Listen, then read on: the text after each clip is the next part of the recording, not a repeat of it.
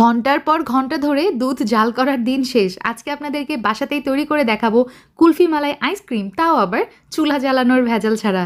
এই রেসিপিটা এত মজা হয়, একদমই ডিফারেন্ট টেস্ট পাবেন। আর এই আইসক্রিমের যখন একটা বাইট নেবেন আমার মতো, আপনার কাছে মনে হবে আপনি একটা অন্য জগতে হারিয়ে গেছেন।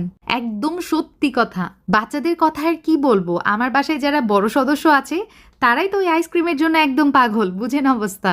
আর সব সময়ের মতো সহজ করে আজকের রেসিপিটাও শেয়ার করব, কারণ হৃদয় ফেরদৌস খান চ্যানেল মানেই সহজ রেসিপি। এখানে 1 কাপ আমের আমি পেস্ট বানিয়ে নিয়েছি, পাশাপাশি একটা পাউরুটি লাগছে আমার।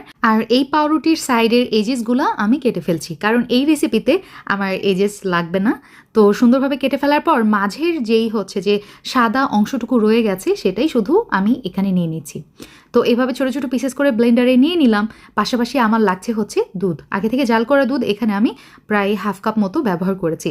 এখন সব কিছু আবারও খুব ভালো মতো ব্লেন্ড করে এই মিশ্রণটা একটা সাইডে রেখে দিচ্ছি। এটা একটু পরেই ব্যবহার করব, আপনাদেরকে দেখিয়ে দিব। এখন লাগছে আমার হচ্ছে এলাচ। আমি যেটা করেছি, সাদা কয়েকটা এলাচ এখানে একটু থেতো করে নিয়েছি, তারপরে মাঝের বিচিগুলো আলাদা করে নিব। এখানে কিন্তু আমার খোসা লাগবে না, শুধু বিচিটা এই যে দেখেন আমি সুন্দরভাবে পাউডার বানিয়ে নিয়েছি। তো এটাও একটা সাইডে রেখে দিচ্ছি। এখন লাগছে হচ্ছে আমার হুইপড ক্রিম। এখানে আমি নিয়েছি হচ্ছে 1 কাপ পরিমাণ। তো এখন যেটা করব, ঠান্ডা হুইপড ক্রিম হ্যান্ড বিটার দিয়ে খুব ভালো মতো বিট করে নিব। যখন এরকম হালকা ফোমি কনসিস্টেন্সিতে চলে আসবে, এই পর্যায়ে কিছু ইনগ্রিডিয়েন্টস অ্যাড করে দিচ্ছি। এখানে লাগছে গুঁড়া দুধ, আমি দিয়ে দিব প্রায় হচ্ছে 4 টেবিল চামচ। কনডেন্স মিল্ক ব্যবহার করেছি 1/4 কাপ পরিমাণ। এটা কিন্তু কুলফি মালাই আইসক্রিমকে রিচ করবে, পাশাপাশি এটার চিনির ব্যালেন্স অথবা মিষ্টির ব্যালেন্সটা ঠিক রাখবে।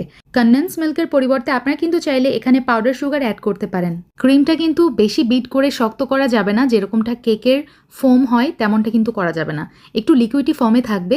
তার মধ্যে আমি অ্যাড করে দিয়েছি ওই যে আমের ওই মিশ্রণটা, সাথে সাদা এলাচের পাউডারটাও কিন্তু দিয়ে দিলাম। এলাচির এই স্মেলটা আমার কুলফি মালাই আইসক্রিমে খুবই ভালো লাগে, এই জন্য আমি ব্যবহার করেছি। মানে এক্সট্রা একটা ফ্লেভার অ্যাড করে, মানে হচ্ছে কুলফি মালাই আইসক্রিমের এই এলাচের ফ্লেভার ছাড়া আমি কেন জানি কল্পনাই করতে পারি না, সোজা কথা। তো যাই হোক, এখানে সামান্য একটু ফুড কালার অ্যাড করেছি। এখানে অরেঞ্জ ফুড কালার দিয়েছি যাতে করে কালারটা আরেকটু ভাইব্রেন্ট লাগে। তো দেওয়ার পরে এখন মোল্ডে এই মিশ্রণটা খুব সুন্দর করে আমি ইভেনলি এখানে দিয়ে দিলাম।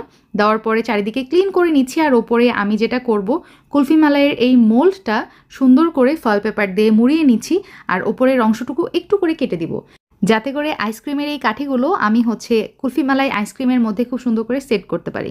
তো হয়ে গেছে, দেখতে পাচ্ছেন। তো এটা আমি একটা সাইডে রেখে দিচ্ছি। পাশাপাশি আরেকটা মোল্ড নিয়েছি, পপসিকাল আইসক্রিমের মোল্ড।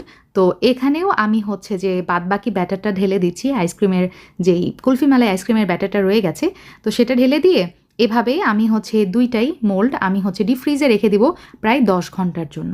10 থেকে 12 ঘন্টা পর আমি ব্যাক করে আসছি।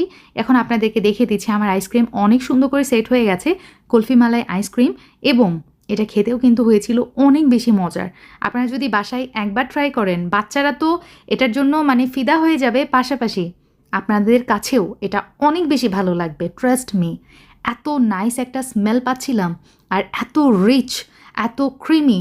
আমি মানে একটা বাইট যখন নিয়েছি এই আইসক্রিমটার, খাবার এক পর্যায়ে আমার জাস্ট মাথা থেকে চলে গেছে যে আমি এটা শ্যুট করছি। তো বুঝেন অবস্থা, মানে আমি খেতেই আছি এরকম। সো ইনাফ ফর টুডে, আবার দেখা হবে। আল্লাহ হাফিজ, আসসালামু আলাইকুম।